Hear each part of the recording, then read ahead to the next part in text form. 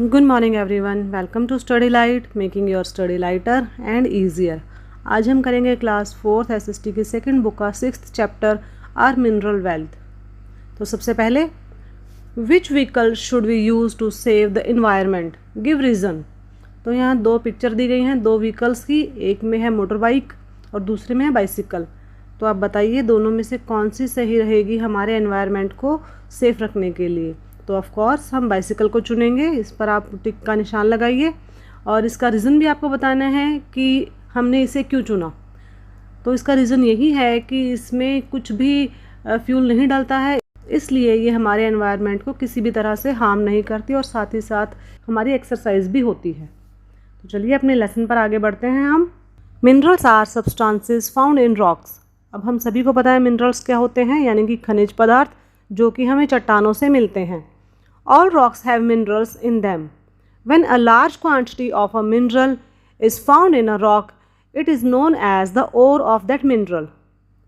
अब जितने भी रॉक्स हैं उन सभी में कोई ना कोई मिनरल ज़रूर मिलता है, और जिस रॉक में जिस मिनरल की क्वांटिटी ज़्यादा होती है उसे हम कहते हैं ओर। यानी कि जैसे अगर हमें किसी मिनरल में आयरन ज़्यादा मिल रहा है तो हम उसे कहेंगे iron ore. Metals are extracted out of these minerals. और जितने भी मेटल्स हैं आज के टाइम में हमारे पास, वो हम इन्हीं मिनरल्स से एक्सट्रैक्ट करते हैं, यानी कि निकालते हैं। Ores are found deep inside the earth. और जो ओर होती है वो हमें धरती के बहुत ज़्यादा अंदर मिलती है। They have to be dug out. This process of digging is called mining. और ज़मीन के अंदर बहुत अंदर तक खुदाई करके हमें उस ओर को बाहर निकालना पड़ता है, उसमें से फिर मिनरल निकालने पड़ते हैं और मिनरल से फिर दोबारा और उसको रिफाइंड करके मेटल्स निकालते हैं। तो इस तरह से ये एक बहुत लंबा प्रोसेस है। और सबसे पहले जो प्रोसेस की शुरुआत होती है वो है डिगिंग, यानी कि माइनिंग। माइनिंग करके ही हम इस ओर को धरती से बाहर निकालते हैं। A mine is a deep hole made to take out mineral और फ्रॉम इनसाइड द अर्थ। तो जो जहाँ पर हम माइनिंग करते हैं या जो हम गड्ढा खोदते हैं उसे हम कहते हैं माइन। तो वो एक बहुत बड़ा गहरा गड्ढा होता है जिसे कि हम उसे खोदते जाते हैं और वहाँ तक पहुँचते हैं जहाँ से कि हमें किसी पर्टिकुलर मिनरल की ओर मिलेगी, और फिर उसके बाद हम उस ओर को बाहर निकाल लेते हैं। Minerals are of two types. अब जो मिनरल्स होते हैं वो भी दो तरह के होते हैं। First is metallic minerals and the second is non metallic minerals. तो जो मिनरल्स हैं हमारे वो हैं मेटालिक मिनरल्स और दूसरे हैं नॉन मेटालिक मिनरल्स। तो इन्हें हम डिटेल में आगे अपने लेसन में पढ़ेंगे। सबसे पहले metallic minerals. We get metals such as iron, copper, gold and silver from metallic minerals. अब जो मिनरल्स हमने देखे कि मेटालिक होते हैं और नॉन मेटालिक होते हैं। मेटालिक मिनरल्स वो हैं जैसे आयरन है, कॉपर है, गोल्ड है, सिल्वर है। Now fill in the blanks. First, minerals are taken out from the dash and the answer is rocks. Second, dash are extracted from minerals and the answer is metals. Come to the lesson. India has a rich deposit of iron ore.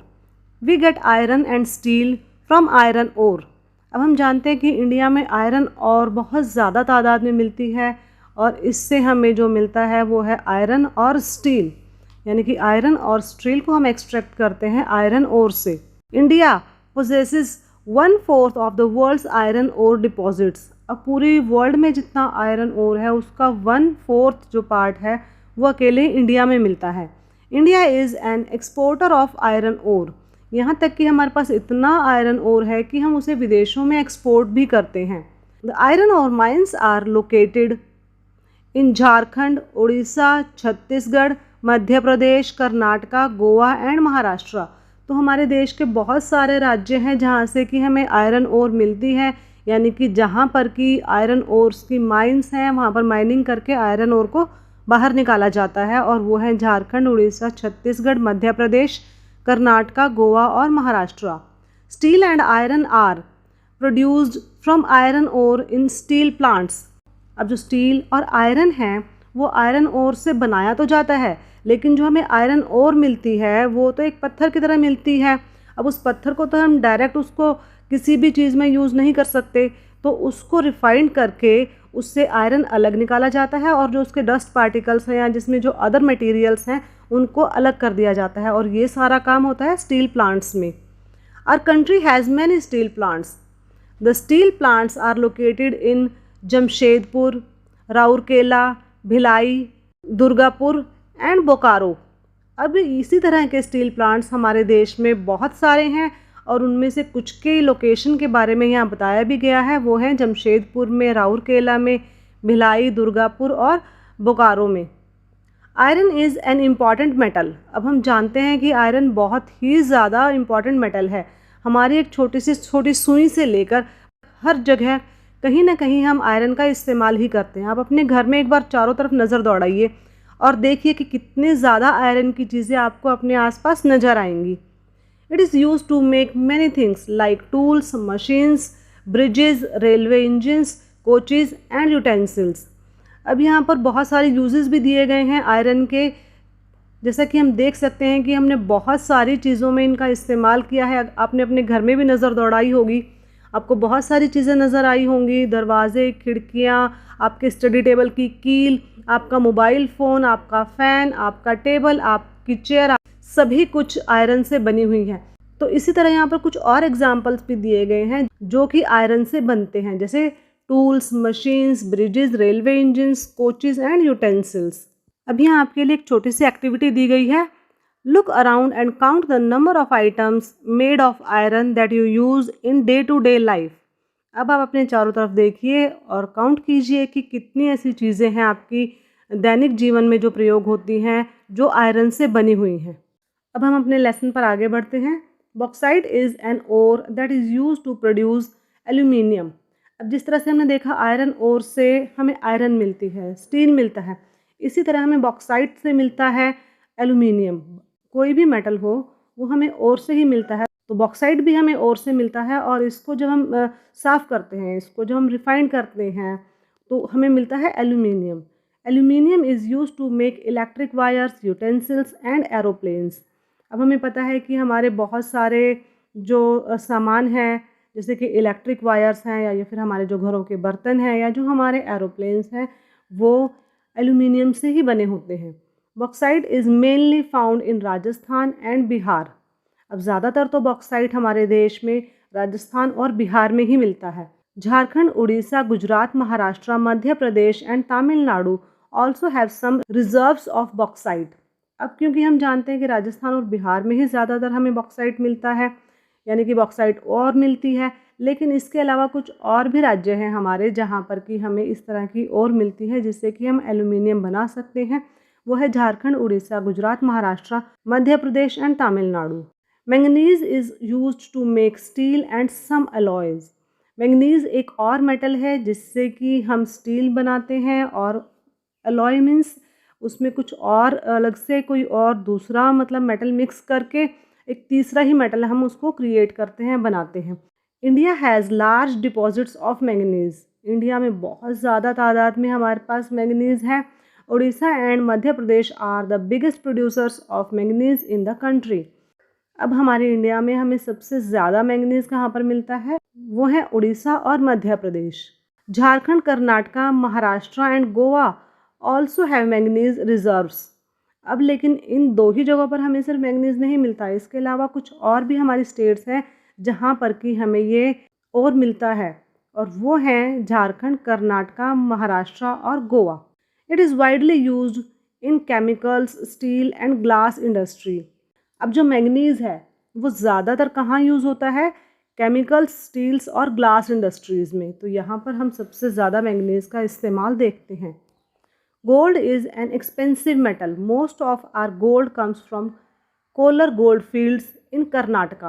अब हम जानते हैं कि शुरू से ही, ancient time से ही, जो कर्नाटका है वहाँ पर बहुत ज़्यादा गोल्ड माइंस थी, यानी कि वहाँ पर सोना बहुत ज़्यादा है। अब जो सोना है वो भी एक बहुत महंगा मेटल है। आज के टाइम हम सभी को पता है, जितनी भी वुमेन हैं इंडिया की वो गोल्ड ज़रूर पहनती हैं। तो जो हमारा जो ज़्यादातर गोल्ड है वो आता है कर्नाटका से, और जो कर्नाटका में कहाँ से, कोलर गोल्ड फील्ड्स से। यहाँ से हमें सबसे ज़्यादा गोल्ड इंडिया में मिलता है। Hutti gold fields in Raichur and Karnataka, Ramagiri gold field in Anantapur district of Andhra Pradesh are some other gold mines of India. अब कर्नाटका हम जानते हैं कि सबसे आगे हैं हमें गोल्ड प्रोवाइड करने के लिए, लेकिन उसके अलावा भी और कई जगह हैं जहाँ से कि हमें गोल्ड मिलता है।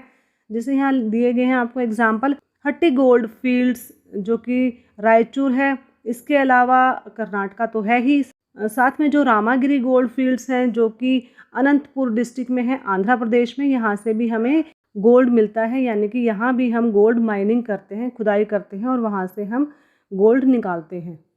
अब हम देखते हैं multiple choice questions, MCQs। Tick the correct answers. Dash is used to produce aluminium.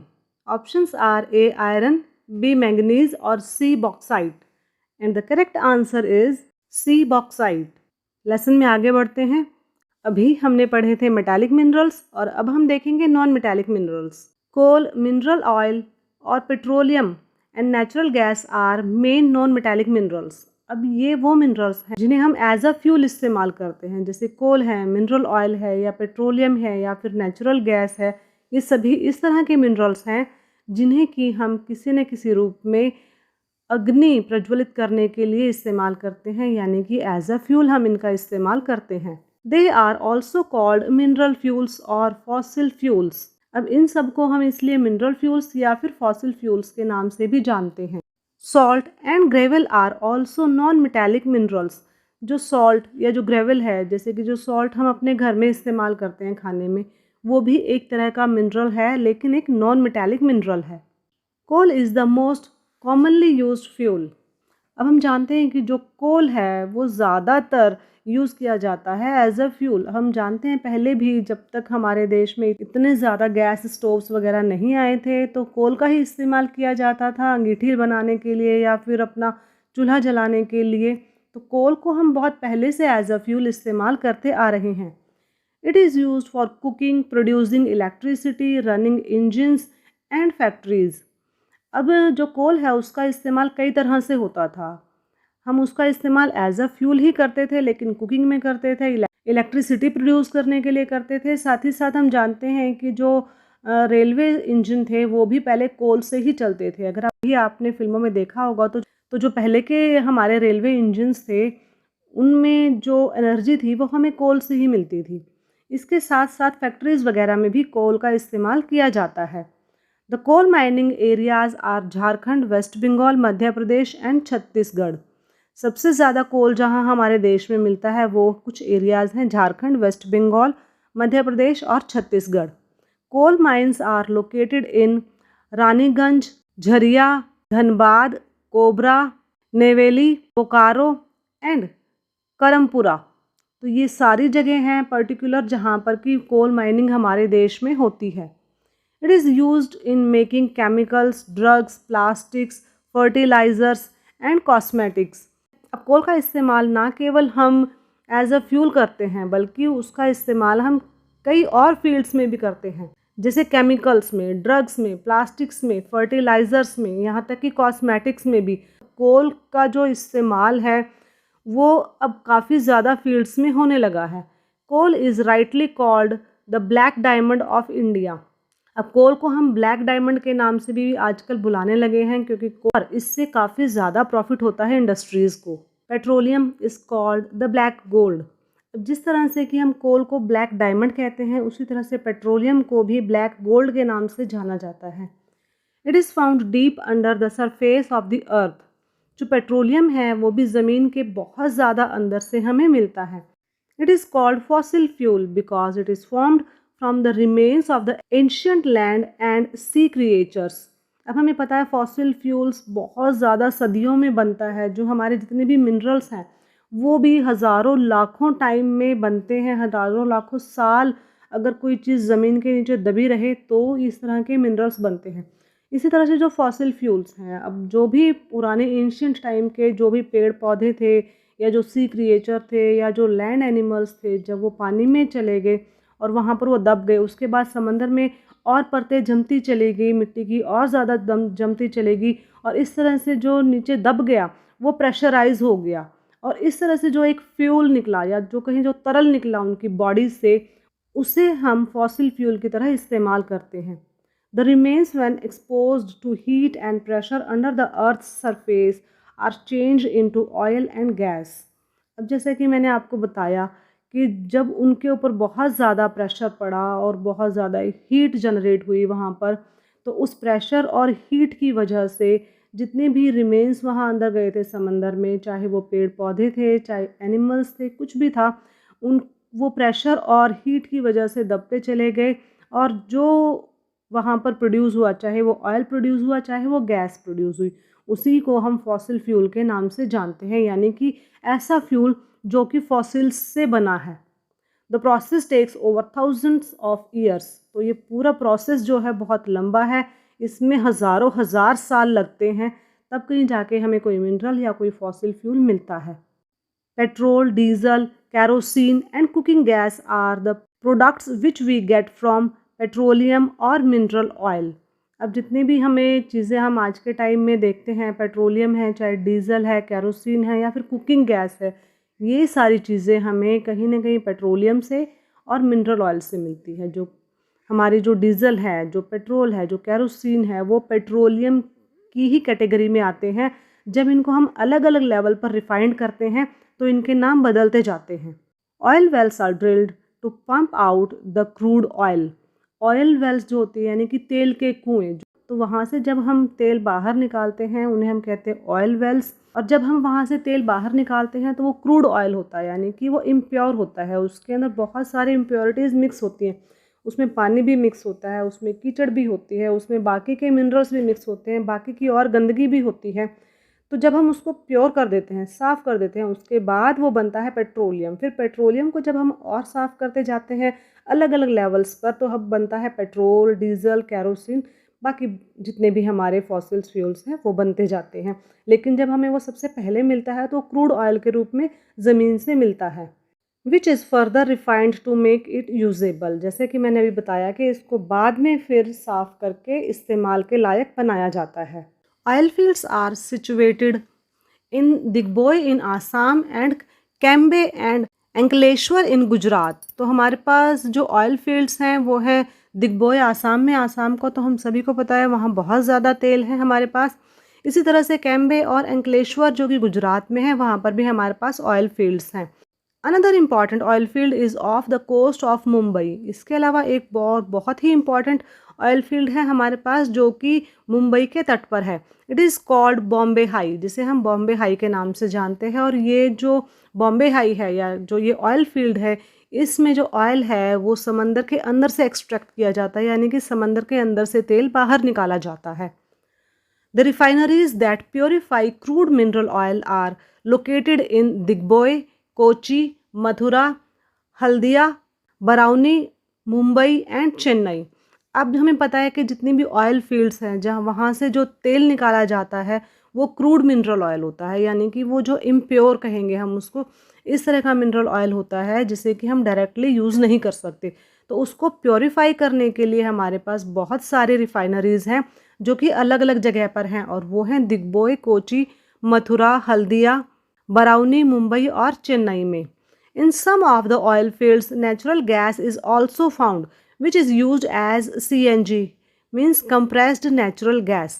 अब हम जब भी ऑयल फील्ड से ऑयल निकालते हैं तो उसके साथ साथ कुछ गैसेस भी बाहर निकलती हैं, तो उन गैसेस को कहते हैं CNG, यानी कि ऐसी गैसेस जो कि कंप्रेस्ड की गई हैं, कंप्रेस्ड नेचुरल गैस।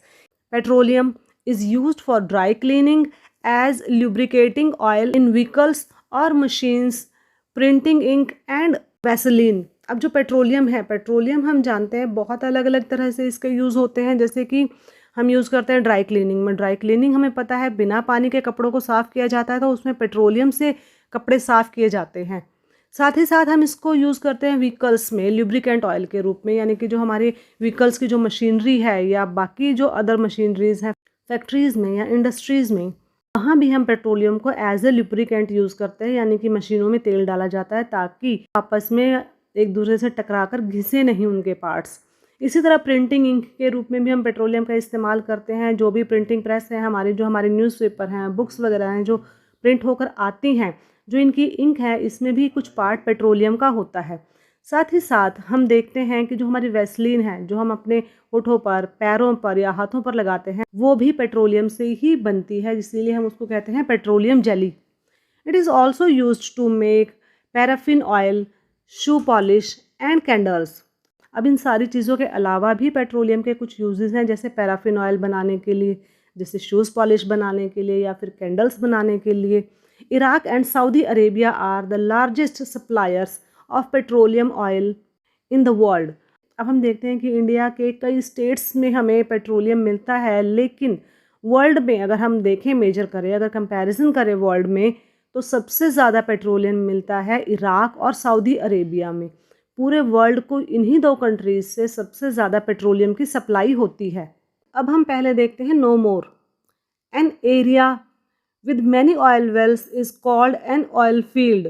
अब कोई एरिया या कोई पर्टिकुलर स्टेट जहाँ पर कि बहुत ज़्यादा ऑयल वेल है, हमारे पास बहुत ज़्यादा तेल के कुएँ हैं, तो उस पूरे कॉम्बिनेशन को हम कहते हैं ऑयल फील्ड, यानी कि एक ऐसी जगह जहाँ पर कि एक से ज़्यादा तेल के कुएँ मिलते हैं। चलिए लेसन में आगे देखते हैं। India is also the world's largest producer of mica. Mica भी एक तरह का मिनरल होता है, तो मीका दुनिया में सबसे ज़्यादा इंडिया में ही पाया जाता है। It is use to make electric goods. इसका इस्तेमाल इलेक्ट्रिक सामान बनाने के लिए किया जाता है और साथ ही साथ आजकल इसका इस्तेमाल कॉस्मेटिक्स में भी किया जाने लगा है। It is found in Rajasthan, Bihar, Andhra Pradesh and Telangana. तो ये जो मीका है ये हमारे देश के कई राज्यों में मिलता है, जैसे राजस्थान, बिहार, आंध्र प्रदेश एंड तेलंगाना। अब हम देखते हैं multiple choice questions, MCQs। Tick the correct answers. First is dash is called fossil fuel. Options are A coal, B gold और C aluminium. And the correct answer is A coal. Second, dash and diesel are the products of petroleum. A kerosene, B iron और C mica. And the correct answer is A kerosene। चलिए lesson में आगे बढ़ते हैं। Conservation of mineral resources. अब हम जानते हैं कि जितने भी मिनरल्स हैं इन्हें बनने में हज़ारों हज़ार साल लगते हैं, इसलिए हमें इनको वेस्ट नहीं करना चाहिए। इनका कंजर्वेशन यानी कि बचाव बहुत ज़्यादा ज़रूरी है। Mineral reserves are limited. अब जितने भी हमारे पास मिनरल रिजर्व्स हैं, यानी कि जो भी हमारे पास आज के टाइम में पृथ्वी पर मिनरल्स हैं, ना केवल हमारे देश में, बाकी के देशों में भी जो भी हमारे पास मिनरल रिजर्व्स हैं वो लिमिटेड हैं। जितने हैं वो उतने ही हैं। उन्हें हम ऑटोमेटिकली या किसी फैक्ट्री में या किसी इंडस्ट्री में जाकर बढ़ा नहीं सकते। ज़मीन के नीचे जितना मटेरियल है उतना ही है हमारे पास, उसे हम चाहे एक दिन में निकाल लें या डेली थोड़ा थोड़ा निकालें। They are non-renewable resources and take thousands and thousands of years to form। हम जानते हैं कि वो नॉन रिन्यूएबल है, यानी कि हम उसे दोबारा अपने हिसाब से फटाफट से प्रोड्यूस नहीं कर सकते। उसे हज़ारों हज़ार साल लगेंगे दोबारा बनने में। We should use them judicially। इसलिए हमें उनका इस्तेमाल बहुत सावधानी से और सिर्फ उतना ही करना है जितनी हमारी ज़रूरत है। Nowadays, to limit the use of minerals and mineral oils, renewable sources of energy like air, water and sun are being tapped। अब जितने भी हमारे मिनरल रिसोर्सेज हैं हमें पता है वो एक न एक दिन ख़त्म होने ही हैं, तो उन सब को बचाने के लिए, जितने भी हमारे मिनरल्स हैं या मिनरल ऑयल्स हैं उनको बचाने के लिए हमने बाकी के जितने भी रिसोर्सेज हैं उन पर ध्यान देना शुरू कर दिया है। जैसे कि अगर हमें एनर्जी चाहिए तो वो एनर्जी हम एयर से लेते हैं, यानी कि विंड एनर्जी, या फिर वाटर से लेते हैं, यानी कि वाटर एनर्जी, या फिर सन से लेते हैं, जैसे कि जो भी सोलर एनर्जी है हमारी। तो इस तरह से अपने जो मिनरल और मिनरल ऑयल्स हैं उनको बचाने के लिए हमने बाकी के सोर्सेज को इस्तेमाल करना आज के टाइम में शुरू कर दिया है। Instead of burning coal, solar heaters are being introduce to cook and heat. अब कोल को जलाने की बजाय आज के टाइम में सोलर कुकर आ गए हैं, जिनकी हेल्प से कि हम अपने खाने को आसानी से पका सकते हैं। और साथ ही साथ सोलर हीटर्स भी आ गए हैं, जिनकी हेल्प से कि हम अपने घर को या अपने किसी पर्टिकुलर रूम को या जहाँ भी हम चाहते हैं कि हीट प्रोड्यूस हो वहाँ पर उसे हम लगा सकते हैं। Metal, paper and glass are being melted to make new objects. इसी के साथ साथ जितने भी मेटल्स हैं या पेपर हैं या ग्लास हैं, अब उनको वेस्ट नहीं किया जाता, बल्कि उनको रीयूज़ किया जाता है या फिर उनको मेल्ट करके उनसे कोई नया ऑब्जेक्ट बनाया जाता है। दिस इज़ कॉल्ड रिसाइकलिंग, और इसे हम रिसाइकलिंग के नाम से जानते हैं। ये आप सभी को पता है। 3 Rs के बारे में आजकल सभी को पढ़ाया जाता है, recycle, reuse and reduce. So instead of throwing used objects we should create new ones and prevent wastage of non renewable resources. तो किसी भी सामान को फेंकने की बजाय हमें उसका रीयूज़ करना चाहिए, हमें उसे रिसाइकल करना चाहिए, उसे वेस्ट नहीं करना चाहिए, ताकि जो हमारे नॉन रिन्यूएबल रिसोर्सेज हैं वो बने रहें। इसके साथ ही हमारा आज का ये चैप्टर ख़त्म होता है। नेक्स्ट वीडियो में हम करेंगे इसी चैप्टर की back exercise. Till then take care and thanks for watching my video.